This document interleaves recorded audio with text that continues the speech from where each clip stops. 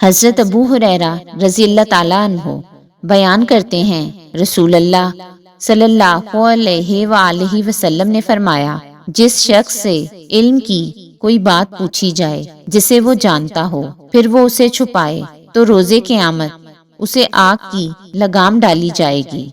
حضرت ابو ہریرہ رضی اللہ تعالیٰ عنہ بیان کرتے ہیں، رسول اللہ صلی اللہ علیہ وآلہ وسلم نے فرمایا، جو شخص ایسا علم جس کے ذریعے اللہ کی رضامندی حاصل کی جاتی ہے، محض دنیا کا مال و متاع حاصل کرنے کے لیے سیکھتا ہے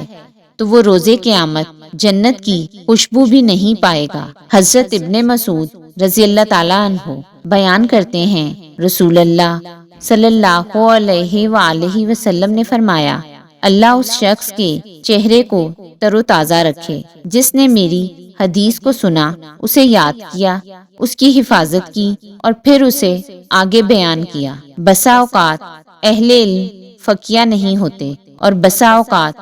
فقیہ اپنے سے زیادہ فقیہ تک بات پہنچا دیتا ہے۔ تین خصلتیں ایسی ہیں جن کے بارے میں مسلمان کا دل خیانت نہیں کرتا: عمل خالص اللہ کی رضا کے لیے ہو، مسلمانوں کے لیے خیر خواہی ہو اور ان کی جماعت کے ساتھ لگے رہنا، کیونکہ ان کی دعوت انہیں سب طرف سے گھیر لے گی، حفاظت کرے گی۔